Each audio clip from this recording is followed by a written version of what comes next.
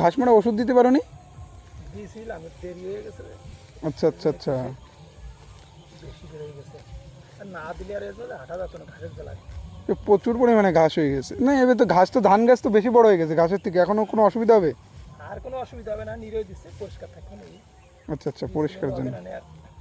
রাতে বীজ করে আবার হবে না। আচ্ছা আমি যদি নিরই দিই হ্যাঁ। তাহলে তো বীজগুলো নিচে থাকবে না, এগুলো আর হবে না। আচ্ছা আচ্ছা। তো এই বীজ করলে আবার দ্বিতীয় ফসলে ওই সব আবার ওরকম হবে। তো ধান গাছ তো অনেক বড় হয়ে গেছে, এর মধ্যে নিরানোও মুশকিল। ও বয়সে এই সময় নিয়ে যেতে কোনো অসুবিধা, আর কদিন আগে নিয়ে যেতে পারলে ভালো হতো। এ তো এখন তো ফুলে বেরোনোর টাইম হয়ে গেছে ধান। আসবে আসবে, এই মাসে সব নিয়ে যাবে।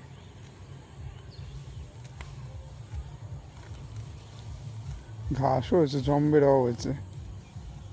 এই দিকটাই বেশি, এই দিকটাই কি ছিল বলতে, কি? সব বাঁচতে পারিনি, জল ছিল তো, হ্যাঁ।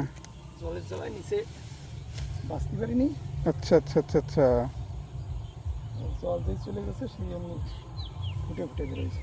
এই পাশটা নিচে, আচ্ছা এদিকে এত গাছ ছিল না, ছিল মানে এত ছিল না। আচ্ছা। বাইরে যাবি না নাকি? হ্যাঁ যাবো, কবে? এই কথাবার্তা চলতেছে। কোন